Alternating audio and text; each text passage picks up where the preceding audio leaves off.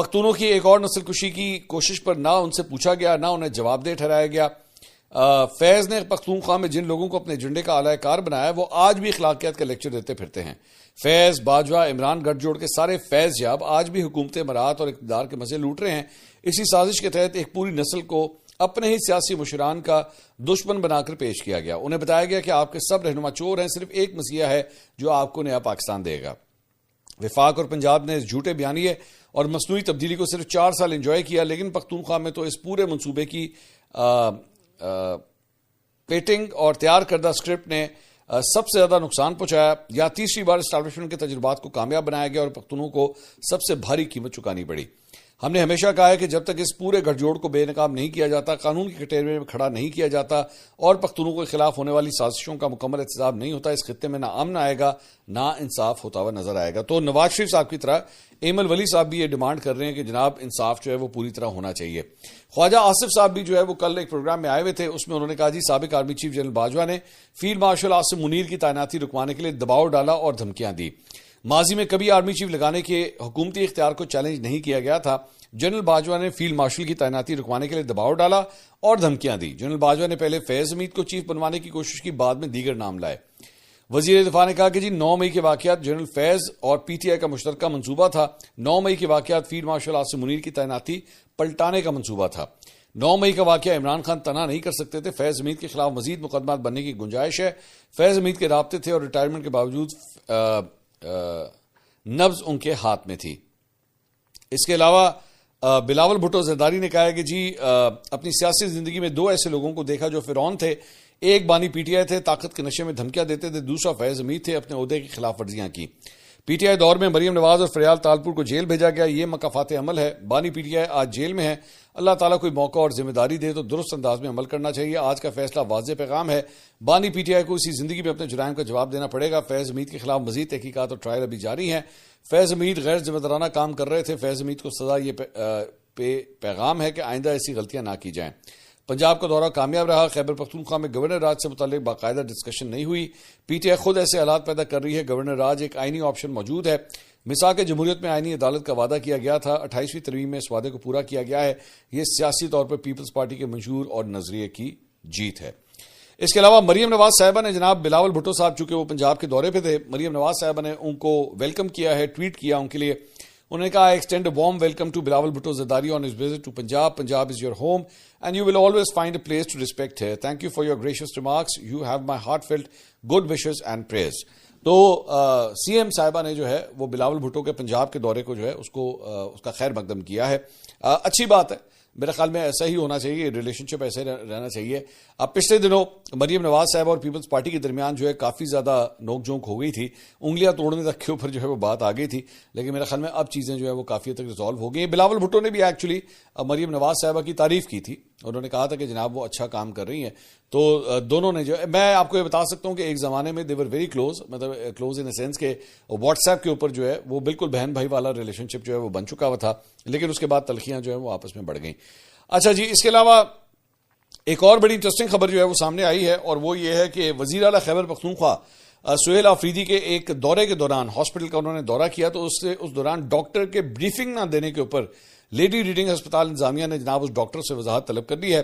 اور بیسکلی وہ 25 فروری کو فیڈرل کانسٹیبلری کے زخمیوں کی عیادت کے لیے LRH کا انہوں نے جو ہے وہ دورہ کیا تھا، لیڈی ریڈنگ ہاسپٹل کا. تو انتظامیہ نے ڈیوٹی پر موجود ڈاکٹر سے وضاحت طلب کی ہے. نوٹس میں کہا گیا ہے کہ ڈاکٹر نے وزیر اعلیٰ کو بریفنگ دی، نہ انہوں نے اپنا تعارف کرایا، یعنی پروٹوکال کا انہوں نے جو ہے وہ دھیان نہیں رکھا. اور اس دوران جو ہے وہ اپنی نشست سے بھی نہیں اٹھے. آن ڈیوٹی ڈاکٹر کا یہ رویہ پروٹوکال اور کوارڈینیشن میں سنگین غفلت ہے. ڈاکٹر 3 دن میں وضاحت کریں، بصورت دیگر انضباطی کارروائی جو ہے ان کے خلاف کی جائے گی. ترجمان lady reading hospital Muhammad Asim نے کہا کہ وضاحت طلب کرنا اور جواب دینا معمول کا کام ہے، یہ ہوتا رہتا ہے، ڈاکٹروں کو نوٹس کا جواب دینا ہوگا.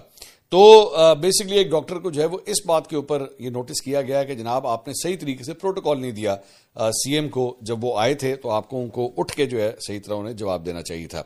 جنگ نے وزیر اعلیٰ خیبر پختونخوا کے حوالے سے ایک اور خبر دی ہے. انہوں نے کہا ہے کہ جی وزیر اعلیٰ خیبر پختونخوا سہیل آفریدی نے وہ 3 پرانی بلٹ پروف گاڑیاں واپس نہیں کی جن کی واپسی کا انہوں نے خود اعلان کیا تھا کہ جناب یہ بلٹ پروف گاڑیاں ہمیں نہیں چاہیے، ان کو واپس لے جائیں. محسن نقوی صاحب کی جانب سے آئی جی خیبر پختونخوا کو یہ دی گئی یہ گاڑیاں اب بھی صوبائی حکومت کے پاس ہیں اور اسلام آباد کو نہیں بھیجی گئی ہیں. 13 ہیوی میکینیکل انڈسٹری سے وصول مزید 20 اس ماہ مل جائیں گی اور ایچ ایم آئی کو گاڑیاں بختر بند بنانے کا الگ آرڈر ہے اور 20 مکمل ہو چکی ہے. ذرائع کے مطابق فی الحال یہ گاڑیاں جو ہیں وہ واپس نہیں کی گئی ہیں. اس کے علاوہ عادل راجہ جن کو یوٹیوبر جن کو بیسیکلی سزا ہوئی تھی لنڈن ہائی کورٹ سے, ان کے اوپر ڈیفیمیشن کا کیس جو ہے وہ بریگیڈیئر ریٹائرڈ راشد نصیر نے جو ہے وہ درج کیا تھا, جھوٹے الزامات اور کردار کشی کا, جو کہ عادل راجہ ہار گئے تھے. تو کورٹ کی جانب سے جو ہے وہ عادل راجہ کو یہ حکم دیا گیا تھا کہ جناب آپ جو ہے کورٹ کا یہ آرڈر اور اپنی معافی اس کو جو ہے وہ آپ اپنی جتنی سوشل میڈیا کے آپ کے پلیٹ فارمز ہیں ان کے اوپر جا کے 28 دن کے لیے جو ہے اسے پوسٹ کریں. تو عادل راجہ نے جناب ٹویٹ کر دیا ہے اور یہ آپ کے سامنے ہے. انہوں نے کہا کہ جی مجھے راشد نصیر کو 50,000 پاؤنڈ ہرجانہ ادا کرنے کا حکم دیا گیا ہے. عدالت نے میرے خلاف قانونی اخراجات بھی منظور کیے ہیں. بے بنیاد الزامات کا اعتراف کرتے ہوئے انہوں نے کہا کہ 14 سے 29 جون 2022 کے دوران میں نے ہتک آمیز الزامات لگائے تھے اور میرے پاس ان الزامات کا کوئی دفاع موجود نہیں تھا, لہٰذا میں لندن ہائی کورٹ کے فیصلے کے مطابق معافی مانگتا ہوں. عدالت نے یہ ہدایت کی تھی کہ وہ 22 دسمبر سے پہلے معافی مانگے اور معافی 28 دن تک سوشل میڈیا اکاؤنٹس کے اوپر جو ہے وہ نمایاں رکھیں. لندن ہائی کورٹ نے عادل راجہ کو ہدایت کی کہ بریگیڈیئر راشد نصیر کو 50,000 پاؤنڈ یعنی 1,87,00,000 ہرجانہ اور بھاری قانونی اخراجات بھی جو ہے وہ ادا کرنے ہوں گے. انہیں 2,60,000 پاؤنڈ بطور عبوری اخراجات فوری طور پر ادا کرنے کا حکم جاری کیا گیا اور تمام مالی واجبات جو ہیں وہ 22 دسمبر 2025 تک ادا کرنا جو ہے ان کے اوپر لازم ہوگا. شرم کا مقام ہے, آپ کی کریڈیبلٹی جو ہے وہ زیرو ہو جاتی ہے جب آپ اس طرح لوگوں کے اوپر جو ہے وہ الزام لگاتے ہیں, then you can't even bloody prove them. تو کیوں اس طرح کی حرکتیں کرنی ہیں, کیوں چٹپٹی بیسکلی اپنے جو ہے وہ خبریں بنانی ہیں.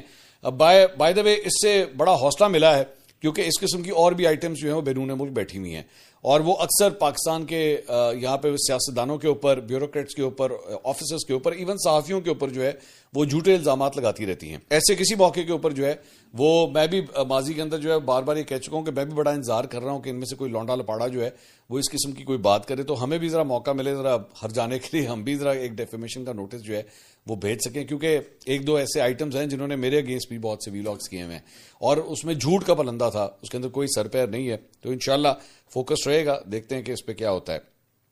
اس کے علاوہ جناب ایک اور خبر جو ہے وہ ناروے کے سفیر کے حوالے سے ہے. کل وہ بڑی خبروں کی زینت بنے رہے اور وجہ یہ تھی کہ ایمان مزاری کا جو ایک کیس چل رہا تھا اس کے اندر ناروے کے سفیر جو ہیں انہوں نے آ کے وہاں پہ شرکت ان سینس کہ وہ پروسیڈنگز دیکھنے کے لیے کورٹ کے اندر آئے اور اس کی سوشل میڈیا کے اوپر ویڈیو بھی جو ہے بڑی وائرل ہوئی. یہ آپ ویڈیو دیکھ سکتے ہیں کہ جب یہ وہاں پہ شرکت کے لیے آئے تو اس کے اوپر جو ہے وہ انہیں ڈیمارش کیا گیا ہے. پاکستانی فارن منسٹری کی جانب سے جو ہے انہیں ڈیمارش کیا گیا ہے کہ جناب یہ آپ کا جانا جو تھا یہ ایک قسم کا پاکستان کے اندرونی عدالتی معاملات کے اندر جو ہے اس کی مداخلت تصور کیا جائے گا کہ آپ کی پریزنس جو ہے وہ بیسکلی اس کیس کے اوپر اثر و رسوخ ڈالنے کی جو ہے اسے کوشش تصور کیا جائے گا.